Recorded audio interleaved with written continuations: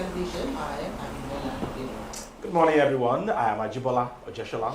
Good morning, everyone. I am Adebimpe Omotayo. What happened? We are celebrating today. The tempo of your voice these days. She's celebrating. I'm celebrating my daughter's birthday today. Oh, Alima is how old now? Alima is 19. Wow. But you know, I really don't understand this woman. She loves to celebrate other people's birthdays. But her own. But she keeps hers under lock and key. We shall open it this year. Oh, it has passed. Oh. It has passed. I'm also celebrating my sister. Okay. That she's always begging not to loud it. And so what are you planning to do for us today? Okay. Yours. I don't. Talk about something. I know. Please. It's Talk about something. It's not my birthday. His birthday. It's not. Your daughter is part of you. Your sister is part of you. By proxy. You owe us plenty things. Like what again? Okay, Daddy, I'm sure you are watching. You do the needful on behalf of Adibimpe. No, On Daddy behalf should of not your do grandchild, No, she should be the one. And your daughter. Yes, on behalf of your granddaughter, Halima, and your daughter, Adeshola. Grandpa. We know where to catch you, don't worry. It's Grandpa you should go and catch. It's the one with the double honors. Anyways, let's begin the show this morning by taking our news point. Ajibola, where are we starting from? Yes, we are starting from politics. Kwankwanso Obi signed one-term presidency accord. The vice presidential candidate of the Nigerian Democratic Congress, NDC, Dr. Rabiu Kwankwanso, has confirmed that the party's presidential candidate, Peter Obi, signed a written agreement with him to serve only a single term of 4 years and allow power to return to the North if elected president in 2027. Kwankwanso disclosed this during an interview on Channels Television on Monday, saying the agreement was aimed at ensuring power returns to the North after a single 4-year term in line with the party's power-sharing arrangement. The former Kano State governor said he had no reason to doubt Obi's commitment to honoring the agreement. Oh yes, I personally believe him. I don't think, based on what I know about him, that he will change his mind when the time comes. We are all gentlemen, he said. Asked whether the understanding had been documented, Kwankwanso replied that both the party and the two candidates signed separate agreement. We have done one for the party and we have done one between the two of us. Explaining the substance of the agreement, Kwankwanso said it provides for a single 4-year term for Obi before the presidency returns to the North. The agreement is what you said, that for 4 years we will work together, team together as a group, party, friends, and brother, so that after his term of 4 years, from 2027 to 2031, it comes back to the North. That is the agreement. He said he accepted the vice presidential slot because both leaders agreed that the South should retain the presidency for only one term before power rotates back to the North. Together, we felt the presidency should go to the South for 4 years. Thereafter, it will come back to the North. So that's it, Adebimpe and Abimbola. Gentleman's agreement written with the party and between the two of them. Obi is here saying that he's going to do 4-year single term simply because power is still with the South part of the country. And then after 4 years, it will go back to the North. And according to Kwankwanso, who is the vice presidential candidate of the NDC, he believes that Peter Obi is a gentleman and he will honor that agreement so that power can return to the North come 2031. But that is if President Bola Ahmed Tinubu is not re-elected by Nigerians as their president for another 4 years. So, but for me, politicians would always be politicians. I'm not saying that Mr. Peter Obi is not a gentleman. They have written the agreement, and you can never tell what is going to happen at the end of his 4-year tenure if elected as president, because power is very sweet in Nigeria. And then you can get to the middle of the game and decide to shift the goalposts to your side.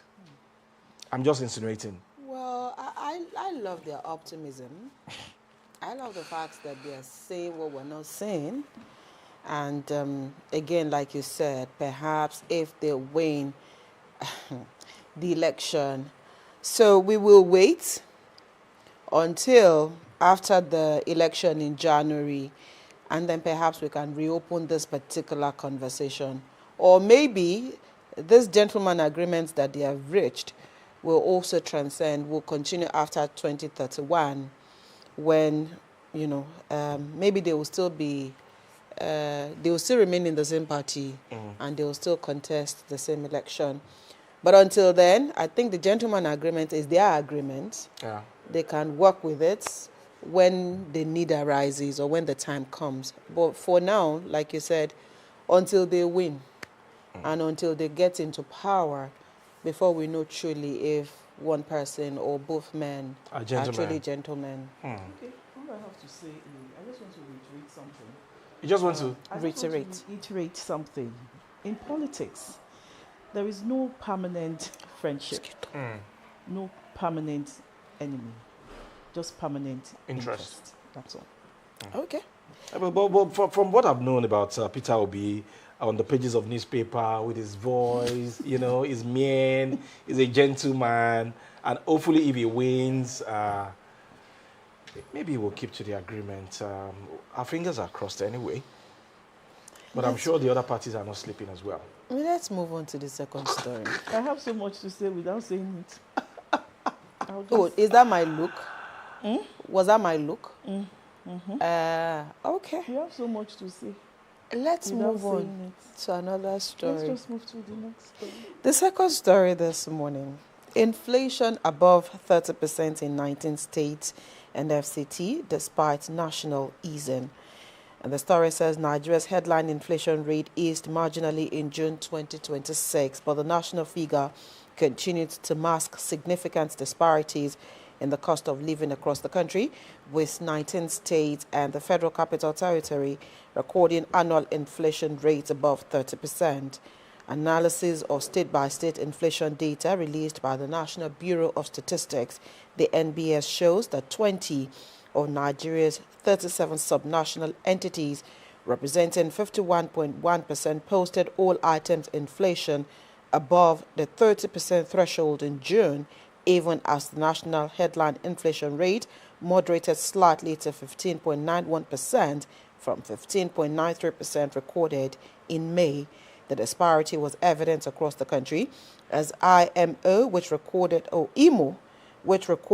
lowest annual headline inflation rate at 19.47%, was still 3.5 percentage points higher than the national average, highlighting how inflation remained elevated across every state despite the easing in the national rate.